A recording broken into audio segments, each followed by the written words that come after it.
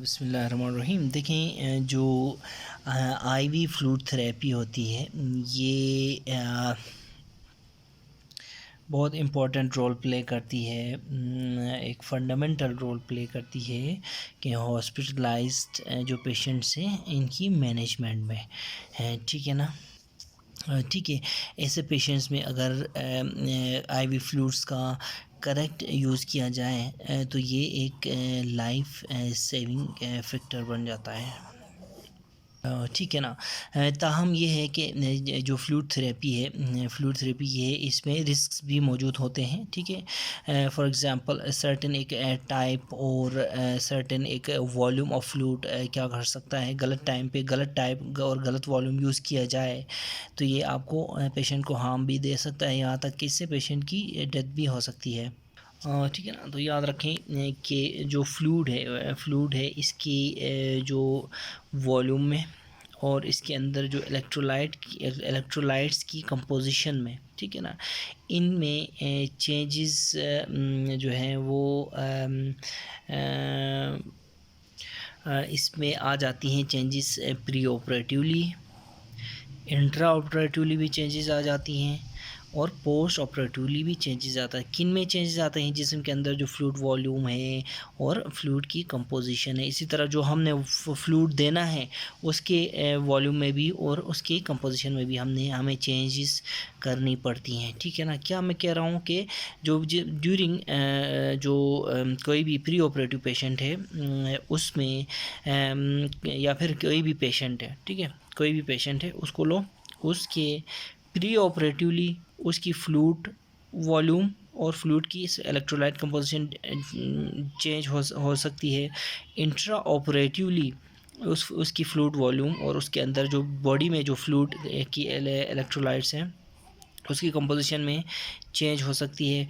Post operatively भी उसकी fluid volume और फ्लूइड कंपोजिशन में चेंजेस हो सकती हैं। तो उस चेंजेस के हिसाब से हमने जो फ्लूइड देना है उसके वॉल्यूम में भी और उसके कंपोजिशन में भी डिफरेंट सिचुएशंस में चेंजेस आएंगी, ठीक है ना।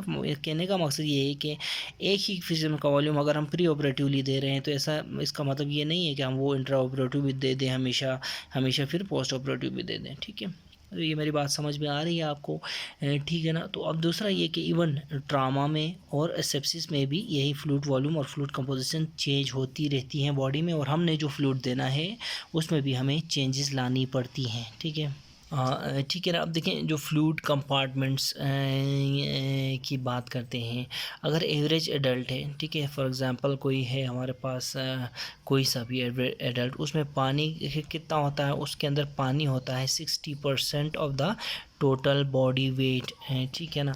याद रखें एवरेज एडल्ट में 60% of the total body weight पानी होता है, ठीक है ना। और ये पानी जो होता है ना ये कम होता है, किस में होता है, ओबीस पीपल में ये पानी कम होता है। और एडिपोस क्योंकि पता है क्या, क्योंकि इनमें ओबीस पीपल में एडिपोस टिश्यू ज़्यादा होता है और एडिपोस टिश्यू में पानी कम होता है, चर्बी ज़्यादा होती है, जिसकी वजह से इनमें ये टोटल बॉडी वाटर जो वाटर होता है ना पूरा का पूरा ये कम परसेंटेज में होता है। फॉर एग्जांपल 50 होगा, 40 होगा, इस तरह होता है, ठीक है, या फिर बस 60 से कम ही होगा जितना भी होगा, ठीक है। ठीक है ना। तो बस याद रखें कि एडिपोज टिश्यू में लेस वाटर होता है as compared to lean tissue के, ठीक है।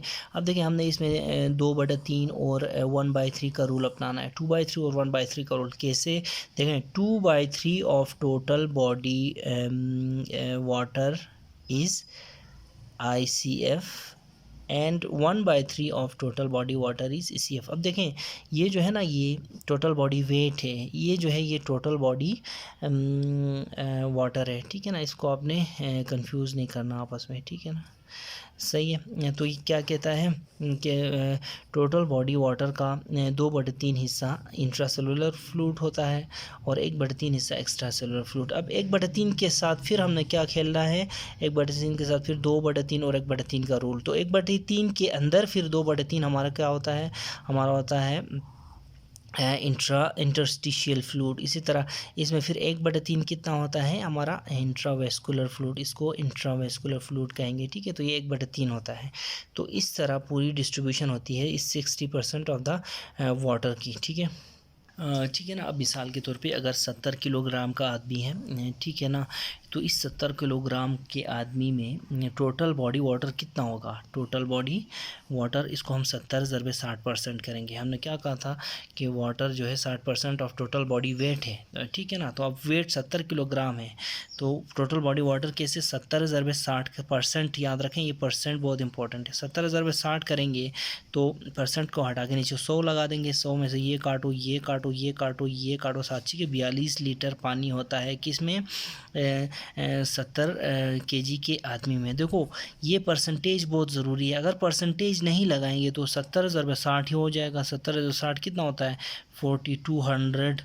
तो ये एक गलत टर्म आती है, इसलिए आपने हमेशा याद रखना है, इधर परसेंटेज लिखना नहीं भूलना है, ठीक है। अब इस 42 लीटर टोटल वाटर से 70 केजी के में 42 लीटर पानी है, तो अब देखो इसमें हम डिवाइड करेंगे इस पानी में, इसको हम 2/3 और 1/3 का रूल, तो इसमें इंट्रा सेलुलर कितना होगा, डेफिनेटली 2/3 होगा। तो 2/3 इंटू 42 लीटर करो, तो इंट्रा सेलुलर 28, इसको ऐसे है 28, ठीक है। आई से इंट्रा सेलुलर। फिर एक्स्ट्रा सेलुलर हमने क्या कहा था कि एक्स्ट्रा सेलुलर 1/3 इंटू 42 हमने कितना निकाला, 14 निकाला, ठीक है। तो 28 और 14। अब 14 के अंदर फिर एक्स्ट्रा सेलुलर में फिर 2 कंपार्टमेंट्स हैं एक्स्ट्रा सेलुलर के, एक है इंटरस्टिशियम कंपार्टमेंट, एक दूसरा है कौन सा है, इंट्रावेस्कुलर कंपार्टमेंट। तो हमने फिर 2/3 और 1/3 का, तो 2/3 ऑफ 14 कितना आता है, 9 लीटर, ये हमारा इंटरस्टिशियल फ्लूइड है। इसी तरह 1/3 14 का 1/3 कितना आता है, 5 लीटर, ये हमारा इंट्रावेस्कुलर फ्लूइड है, ठीक है। तो ये टोटल कुल मिला के कैलकुलेशन है वाटर की, ठीक है ना। आप देखें जो एक्स्ट्रा सेलुलर फ्लूइड है हमारा और इंट्रा सेलुलर फ्लूइड है, फिर हमने ये कहा था कि एक्स्ट्रा सेलुलर के फिर इंटरस्टिशियल, इंट्रावेस्कुलर, ये जो 2 फ्लूइड्स कंपार्टमेंट्स हैं ना, एक्स्ट्रा सेलुलर और इंट्रा सेलुलर कंपार्टमेंट्स, ये कंपार्टमेंट्स सेल मेम्ब्रेन के थ्रू सेपरेटेड होते हैं, ठीक है। इस जगह में इंट्रा सेलुलर, सेल के बाहर क्या है, मेम्ब्रेन है ना, तो सेल मेम्ब्रेन, अब ये मोटी वाली सेल मेम्ब्रेन है, तो इस सेल मेम्ब्रेन में फिर क्या होता है, सोडियम पंप होता है। ये सोडियम पंप, ये देखिए लिखा हुआ, सोडियम पंप क्या करता है, ये सोडियम पंप याद यकीन दहानी दिलाता है बॉडी को कि sodium must remain in the extra cellular fluid, ठीक है ना, sodium must remain in the extra cellular fluid, ठीक है ना। याद रखें ये जो सोडियम पंप है ये सोडियम को बाहर ही रहने देता है सेल के, ठीक है। याद रखें वही निमोनिक याद है, cells are bags of potassium, तो इसका मतलब बैग्स ऑफ पोटेशियम है तो सोडियम फिर बाहर ही होगी, ठीक है। इसी तरह एक और निमोनिक था याद है, एंडोप्लाज्मिक रेटिकुलम या sarcoplasmic reticulum is bag of calcium हमने कहा था, ठीक है। तो ये कॉमन सेंस है, देखें cells, if cells is a bag of potassium, जगह जगह पोटेशियम है तो बाहर क्या होगा, सोडियम होगा हमारा, ठीक है। अब देखें आगे चलें, देखें सेल्स जो हैं फिर इसके अंदर, सेल्स के अंदर क्या होता है, इनके अंदर लार्ज प्रोटीन्स होते हैं और ग्लाइकोजन होती है, ठीक है ना। ये जो लार्ज प्रोटीन्स और ग्लाइकोजन्स हैं, ठीक है ना, ये होते हैं नेगेटिवली चार्ज, ठीक है। ये प्रोटीन नेगेटिवली चार्ज, ये फिर क्या करते हैं, ये सेल के अंदर की बात कर रहा हूँ, बाहर तो हमने कहा ना कि सोडियम है, ठीक है, बाहर सोडियम है, ठीक है, अंदर प्रोटीन नेगेटिव चार्ज ग्लाइकोजन, ये बड़े बड़े एनाइंस हैं, ठीक है, ये एनाइंस है। ये एनाइंस क्या करते हैं, पोटेशियम को ये खींचते हैं अपनी तरफ, पोटेशियम को जब अपनी तरफ खींचते हैं, ठीक है ना, तो पोटेशियम फिर क्या करती है, सेल के अंदर चली जाती है, और पोटेशियम फिर सेल क्या कहलाता है, फिर बैग्स ऑफ पोटेशियम, ठीक है, cell is a bag of potassium, यही रीज़न है, ठीक है।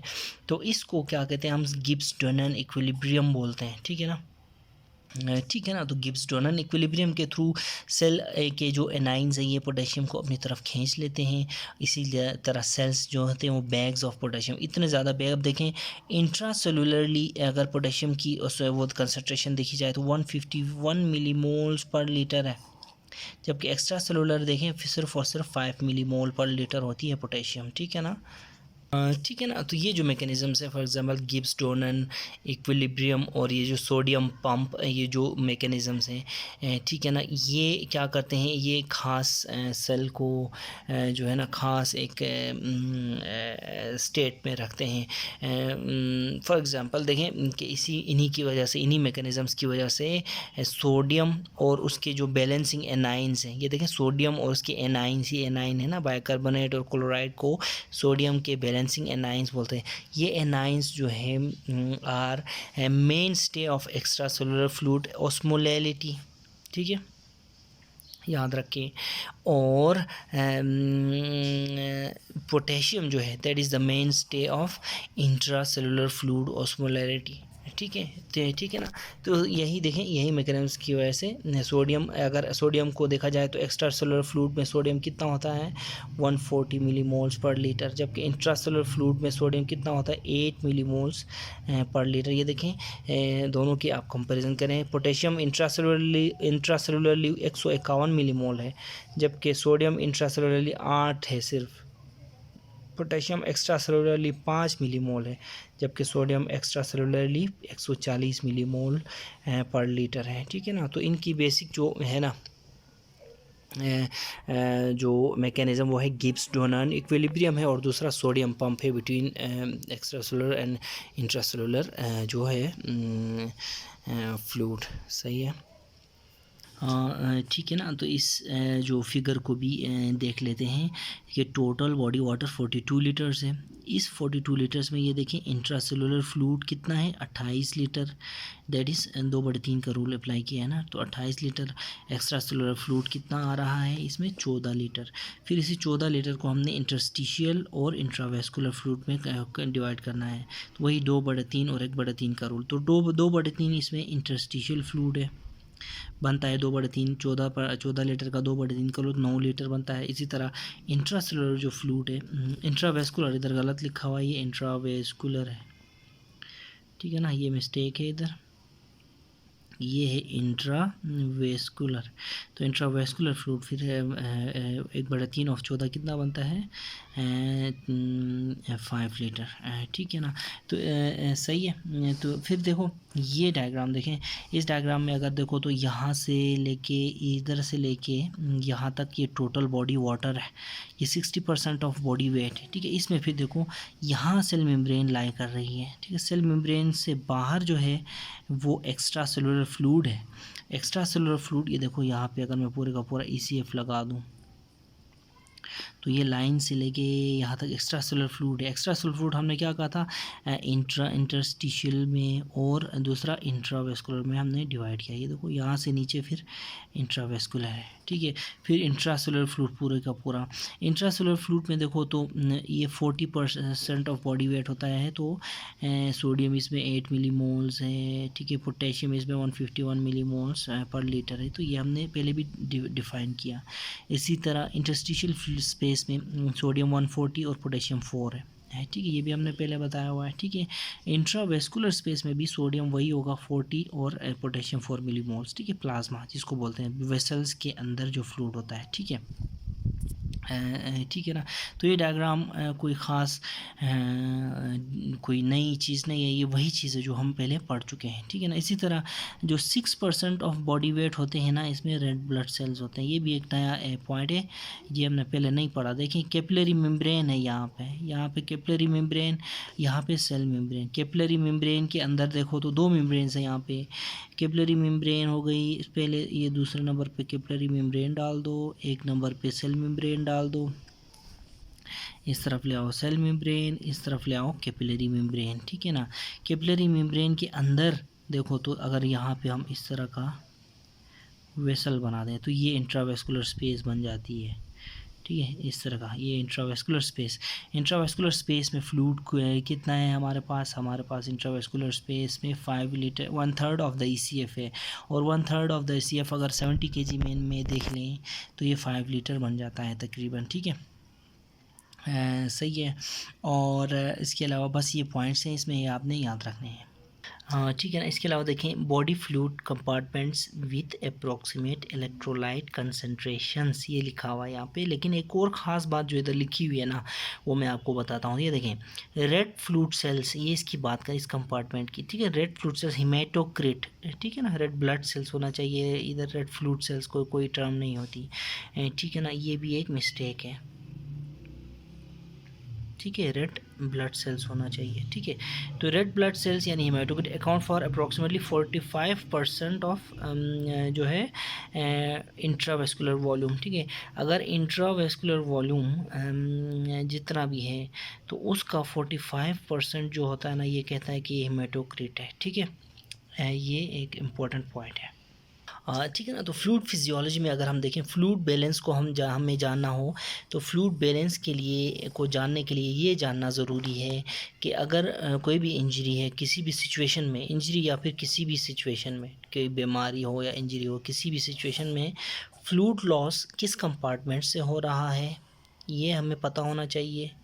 और अगर हम उस पेशेंट को फ्लूइड दें, इन्फ्यूज़ करें, तो अगर फ्लूइड इन्फ्यूज़ करें तो वो फ्लूइड किस कंपार्टमेंट में जाके बैठ जाएगा ये भी ज़रूरी है हमें जानना, अगर हम जानना चाहते हैं फ्लूइड बैलेंस को। ठीक है ना। तो ये दो इंपॉर्टेंट चीज़ें कि फ्लूइड लॉस किस कंपार्टमेंट से होगा डिफरेंट सिचुएशंस में, इंजरी हो, ट्रॉमा हो, कुछ भी हो या फिर कोई बीमारी हो, फ्लूइड लॉस किस कंपार्टमेंट से होगा और फ्लूइड इन्फ्यूज़ हम जो करेंगे वो किस कंपार्टमेंट में जाके बैठ जाएगा। ठीक है। ठीक है ना। तो फ्लूइड बैलेंस के लिए इसके जो प्रैक्टिकल पर्पसेस के लिए हमें सिर्फ़ और सिर्फ हमें कंसिडर क्या करना पड़ता है, हमें प्लाज्मा को कंसिडर करना पड़ता है, इंटरस्टिशियम का जो फ्लूइड है, इंट्रासेलुलर फ्लूइड, और उसके बीच में बैरियर्स जो हैं, barriers between extracellular and intracellular कौन कौन से हैं, कैपिलरी मेम्ब्रेन है और सेल मेम्ब्रेन है। ये हमने जो इस डायग्राम में पहले भी डिस्कस किए हैं। ठीक है।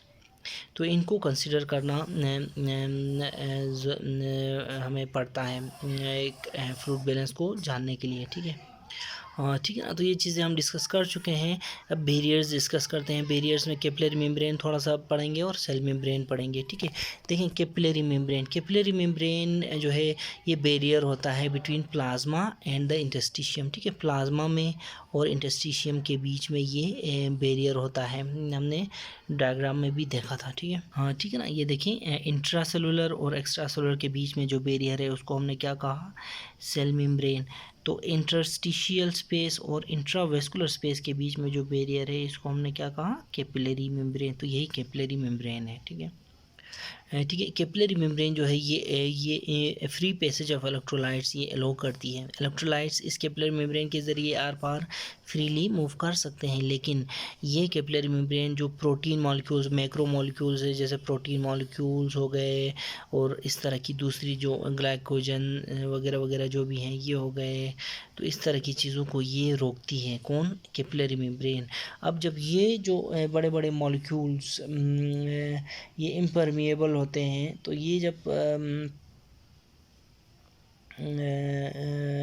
अंदर बैठते हैं किस में, कैपिलरी मेम्ब्रेन के अंदर तो ये क्या करते हैं फिर, ये एक्सर्ट करते हैं एक प्रेशर। ठीक है। इस प्रेशर को कोलॉइड ऑस्मोटिक प्रेशर भी बोलते हैं ये, और या फिर ऑनकोटिक प्रेशर भी बोलते हैं। ठीक है। कोलॉइड ऑस्मोटिक प्रेशर और ऑनकोटिक प्रेशर भी बोलते हैं।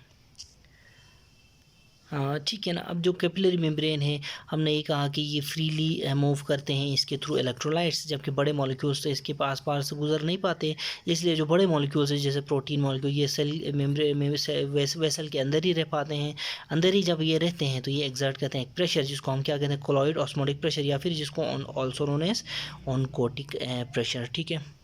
ठीक है ना। तो ये जो कॉप होता है, ये कोलॉइड ऑस्मोटिक प्रेशर, ये होता है ऑलमोस्ट 25 मिलीमीटर ऑफ मर्करी, और ये प्रेशर जो करता है वो क्या करता है, ये it brings fluids to the capillaries. ठीक है ना। ये अगाव वाला निमोनिक हमें याद है, अगाव वाला निमोनिक।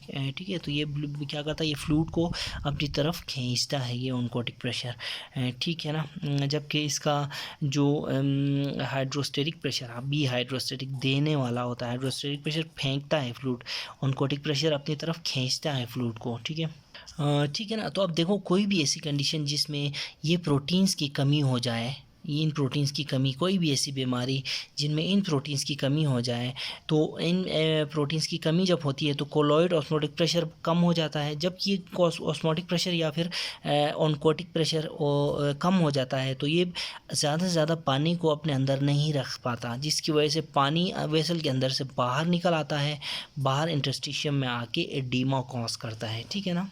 हाँ ठीक है ना। तो मैंने क्या कहा कि ऐसी कंडीशंस जिसमें प्लाज्मा प्रोटीन्स कम पड़ जाते हैं, ठीक है, जब कम पड़ जाते हैं तो ये इनके नाम क्या हैं, फॉर एग्जांपल कोई मिसाल क्या है, मिसाल ये है कि कोई सिरोसिस की कोई बीमारी हो या फिर कोई नेफ्रोटिक सिंड्रोम हो तो ये प्रोटीन्स कम पड़ जाते हैं। जब ये प्रोटीन्स कम होता है तो कोलॉइड ऑस्मोटिक प्रेशर कम पड़ जाता है। जब कोलॉइड ऑस्मोटिक प्रेशर कम पड़ जाता है, ये जब कॉप कम होता है ना तो फ्लूइड भाग जाता है। कॉप क्या कहते हैं, पुलिस, कॉप कहते हैं ना। जब कॉप कम होता है तो फ्लूइड भाग जाता है, fluid is gone to the कहाँ, इंटरस्टिशियम। ठीक है, तो ये निमोनिक इस तरह आपने याद रखना है, fluid is gone to the interstitium when the there is less COP. ठीक है, तो ये इस तरह एडीमा हो जाता है, जब फ्लूइड इंटरस्टिशियम में जाएगा तो क्या होगा, एडीमा हो जाएगा। ठीक है, ठीक है, जो दूसरा जो बैरियर है हमने कहा था वो सेल मेम्ब्रेन है। सेल मेम्ब्रेन देखें, सेल मेम्ब्रेन किस किस जगह के बीच में बैरियर है, ये बैरियर है बिटवीन इंट्रासेल्यूलर और एक्स्ट्रा सेल्यूलर स्पेस के बीच में। ठीक है ना, हमने यहाँ भी मैंने आपको बताया था, देखिए हमने यहाँ भी बताया था कि इंट्रासेल्यूलर और एक्स्ट्रा सेल्यूलर, ये पूरा एक्स्ट्रा सेल्यूलर स्पेस है, ये देखो हमने यहाँ पे लिखा था ना, मार्क किया था। ठीक है, ये पूरा एक्स्ट्रा सेल्यूलर स्पेस है, और एक्स्ट्रा सेल्यूलर स्पेस में फिर इंटरस्टिशियम भी आ जाती है और इंट्रावेस्कुलर स्पेस भी आ जाती है, तो इनके बीच में क्या है, सेल मेम्ब्रेन। ठीक है, तो इस कहने का मकसद ये है कि cell membrane is the barrier between क्या है, intracellular and extracellular space. याद रखें, सेल मेम्ब्रेन जो होती है वो फ्रीली परमेएबल होती है पानी के लिए, लेकिन हमने पीछे भी कहा था कि इसमें जो है ना सोडियम पम्प्स होते हैं। ठीक है ना, ये डायग्राम याद है, एक्स्ट्रा सेलुलर और इंट्रासेलुलर के बीच में सेल मेम्ब्रेन है, सेल मेम्ब्रेन में फिर सोडियम पंप, ये सोडियम पंप एक्टिवली बाहर फेंकते जाते हैं सोडियम को। ठीक है, इसको अंदर रहने नहीं देते सोडियम को। ठीक है ना, तो अब सेल मेम्ब्रेन जो है that is not freely permeable to sodium, ये बात याद रखें, बार बार कह रहा हूँ। ठीक है ना, इसमें होता है क्या है, इसमें सोडियम पंप होता है, सोडियम पोटेशियम पंप क्या करता है, इसको सोडियम को ज़्यादा से ज़्यादा बाहर फेंकता रहता है, जिसकी वजह से सेल के बाहर सोडियम ज़्यादा होता है, याद रखें। ठीक है ना, तो देखें वाटर की बात करें तो वाटर जो है फ्रीली जो है ना ये मूव करता है, किसी भी डायरेक्शन में जा सकता है सोडियम, लेकिन वाटर, लेकिन डिपेंड करता है कि ऑस्मोलैलिटी किस तरफ ज़्यादा है। ठीक है, तो इस ये देखो, ये सेल मेम्ब्रेन जो है फ्रीली परमिएबल टू वाटर है, लेकिन वाटर जो है इधर भी आ सकता है, सेल के अंदर बाहर भी जा सकता है, लेकिन डिपेंड करता है कि ऑस्मोलैलिटी कहाँ ज़्यादा है, सॉल्ट्स किस तरफ ज़्यादा है, सॉल्ट्स इधर ज़्यादा है तो इधर आएगा, इधर ज़्यादा है तो इधर जाएगा। ठीक है,